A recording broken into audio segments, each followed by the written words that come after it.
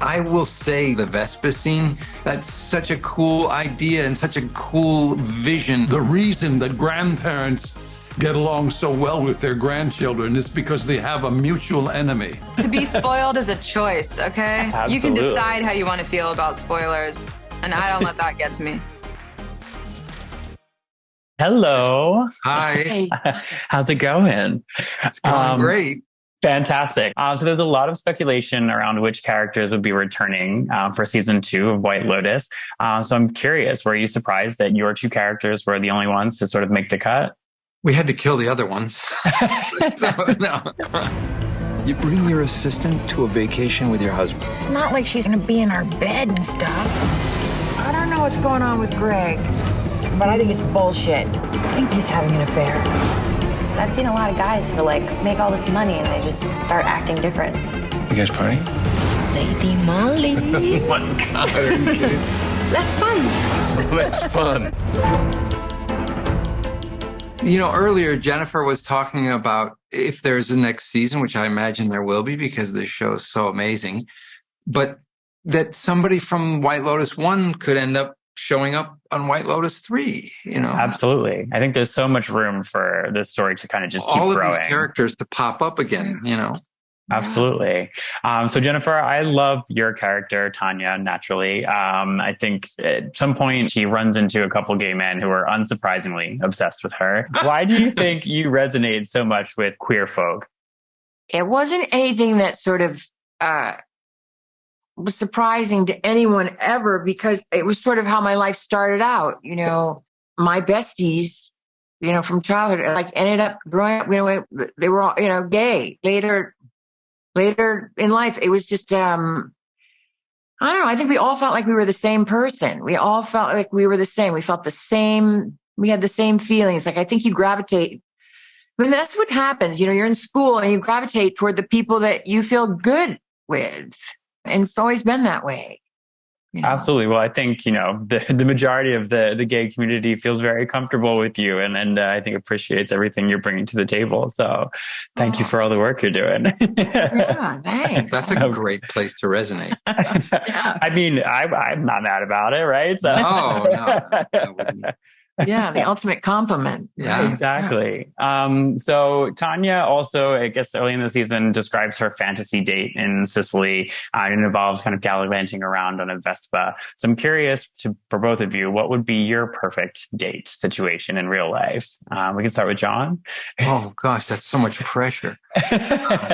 My perfect date, defaulting back to the Vespa scene, that when I read that scene, I literally jumped up and down and was like, yes! Like, I loved the idea of driving, being, doing a movie that felt like being in the 50s, like dressing a certain way, or early 60s. Like, that's such a cool idea and such a cool vision, an amazing vision, that the idea of getting on a Vespa and driving through those windy hills of Sicily and then going to a lovely restaurant. I don't know. I think Mike White just kind of beat me at any fantasy I could have come up with, because that would be mine. I'm going to steal it. That's perfect. I mean, he's giving you some inspiration. Oh, totally. So true. What about you? What would be my ideal date? Going on a date with someone it would be like going on a date with someone for the first time and they would give me some really big responsibility, putting me at the wheel of their ship because they Had the wrong because they wanted to take a nap or something, where they naively give me a big chance to prove myself, not knowing whether or not if I could really actually handle what they gave me. But there's something about someone immediately signing on to you and thinking you can do something, like, you know, I don't know, give me control of not their spaceship, but their boat. The boat is a big one. And you know, when I say boat, I get seasick. Yeah. So I don't know if it would have been your boat. Some That's big a lot of responsibility. pressure. Yeah, there's a lot of pressure to put on yourself. I really appreciate it. I'm getting the hard wrap on my end, but thank you so much for taking the time to so chat good. with me. I really appreciate it. Thank you you so much. Have a great day. Yeah. Cheers, you too. Bye. Gentlemen, how's it going? Good. How are you? I'm fantastic. Feeling the fantasy over here. How was Sicily? Anything you'd recommend to check out if I get a chance to visit? The whole place. You guys are here to learn about your Sicilian roots. Sounds like a fun boys' trip. Wasn't supposed to be a boys' trip. We're on a family vacation right now, and it's just the three of us, because all the women in our family hate you. Please, can we just drop it? If we've learned anything from these types of stories, it's basically that money can't buy you happiness. I think, Michael, my first question is for you. Knowing that, why do you think people are so fascinated with the lives of the affluent? Because there's a fantasy that money will buy you happiness, right, and that having all your whims indulged, you know what I mean, and being able to stay at the finest hotels and being able to eat the finest food in the best restaurant, that brings this happiness. Yet we all know happiness is an internal thing that you have to find for yourself. That, people, there's a never-ending supply of stories of rich people who are miserable or addicted, like Dominic is, or commit suicide or whatever. But what it also represents is not having to worry about paying off a college debt, about being able to pay the rent, about having enough to eat, about getting a very good doctor, things like that. Essential services which should be free. If we had those available, perhaps people would not concern themselves so much with being filthy rich, but just having enough to live like human beings. That's a good point. It's a very, very good point. Yes. Well said.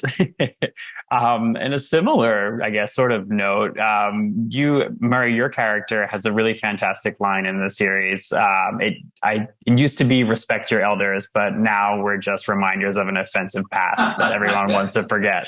I love that. I think it's fantastic.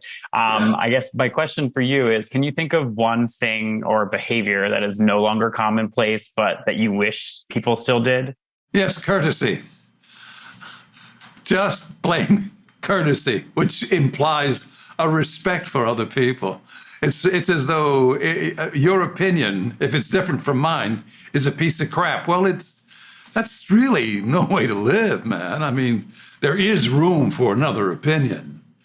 I mean, it'd be nice to be able to have a conversation about politics these days without fearing that you're going to be shot, This is a very real fear, unfortunately. It seems like you guys have great advice or can offer great advice. And I feel like fathers in particular tend to get a bad shake, both in entertainment and in real life. Any sage advice for fathers trying to avoid passing on generational trauma to their children? Good luck. Good luck. I'm with him. I'm sorry, man. I did so many things, so many wrong things. I'm not the right man to ask.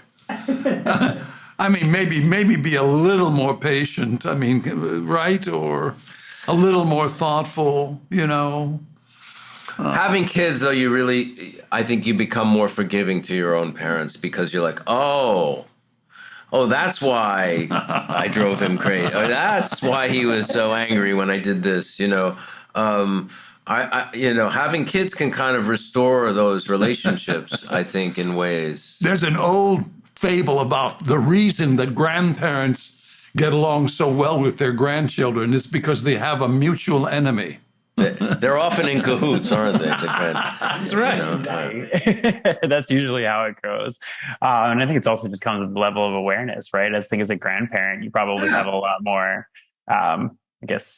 idea of what you put your child through, so that you've seen it all. Exactly. I love it. Well, guys, that's my time. Thank you so much. Don't tell the others, but this is perhaps my favorite interview of the day. Oh, that's nice to hear. Thank you very much. You say that to everybody. I did it. I can try. Roll the tapes. Guys, thank you so much again. I really appreciate it. Hi, guys. So excited to chat with you both about White Lotus. How's it going today? Great. Fantastic. Aubrey, my first question is for you. It should be a pretty easy one. Why are men so unreliable? Oh, you're funny. Like I would ever say that about a man. I think it's just because It's just, the male species, I don't know what it is, some glitch in the evolution process. What is it? I don't know. Mother, I don't know. Just, I'm not falling into your trap. Okay. Fair enough. Fair enough. Well done. You avoided it perfectly. So the theme in this one, this time around is very different. It's not as much about power dynamics. I think it's more about like the dynamic between men and women and sexual politics. Why can't you sleep? Like work stuff? Yeah, but also just, I don't know, just everything that's going on in the world. What do you mean, what's going on? Oh, I don't know, just like the end of the world. Oh, no, Harper. The world's not ending. It's not that bad. Honestly, Cam and I don't even watch the news anymore. Wow. You don't follow the news? No. What? So, Will, I guess my question for you is, where would you say your character kind of fits in that space? Well, I guess it changes over the course of the series. I think to begin with, he feels, alongside Harper, they feel like they have a very functional, evolved, liberal, honest relationship. But they are also clearly in some kind of a rut, and there's a heaviness that they somehow need to shake. And so being around this very different couple, I think, starts to expose cracks in their relationship. And so maybe he's forced to change his attitude. And I think he's somebody who has, like stereotypically male instincts within him. And he also has a kind of fight within him. And he's just pushed into a place maybe where he has to sort of draw on those instincts eventually. Absolutely. And I mean, so Aubrey, your character goes through quite a curve, at least in the episodes that I've seen here.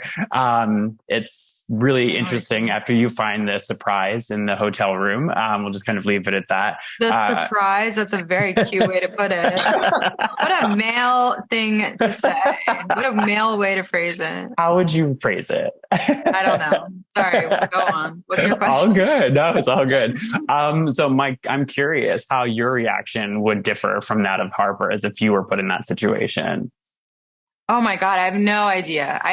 Honestly, I feel like what Mike wrote is probably like real close to what would really happen, because I think Harper is in shock in that moment. I think she doesn't know how to react.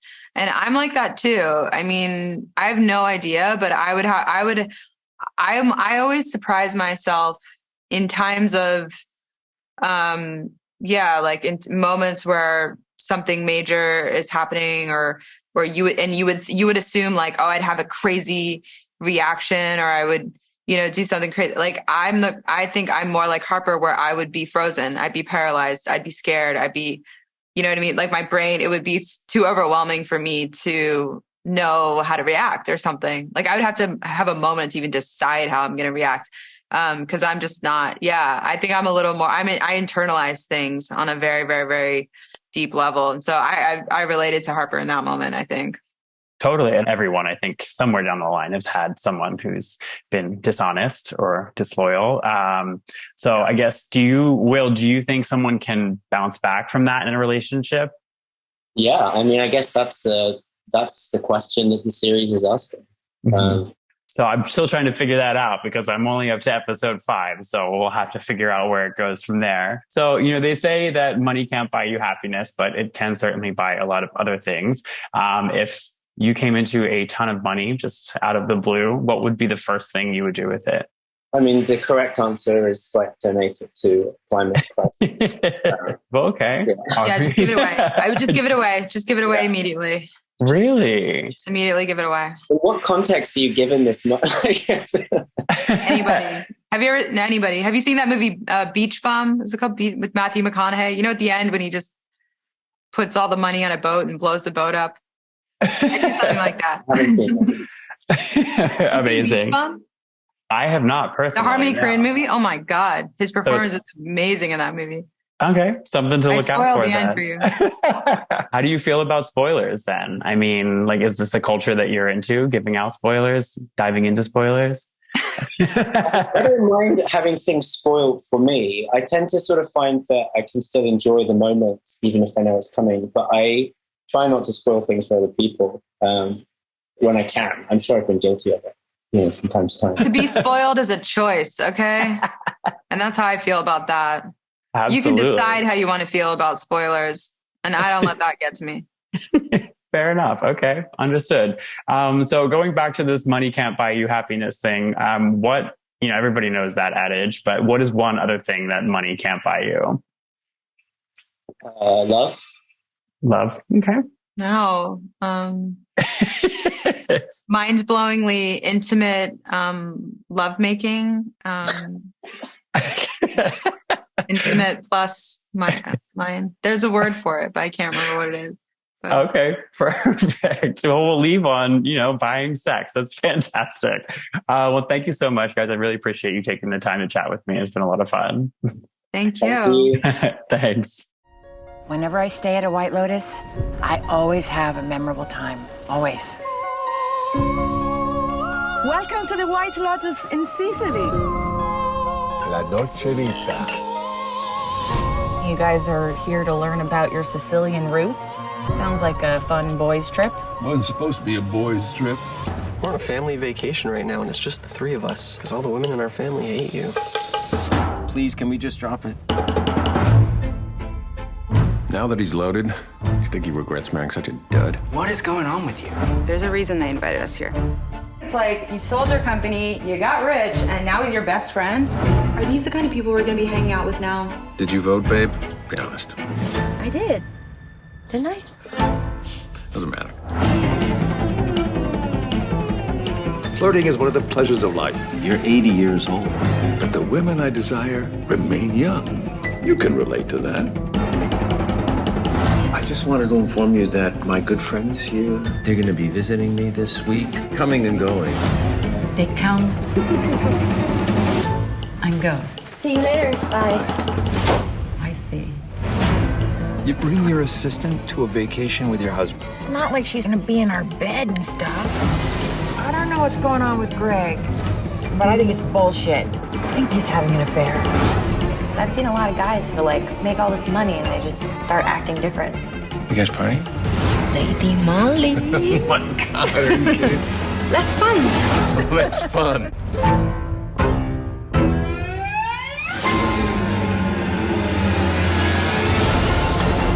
A man does what he has to do, but you keep it tight.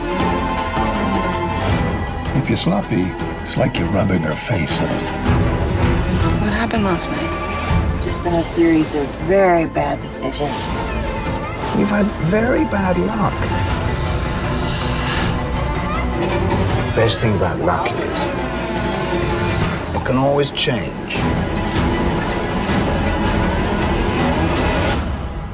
Italy's just so romantic. You're gonna die. They're gonna have to drag you out of here.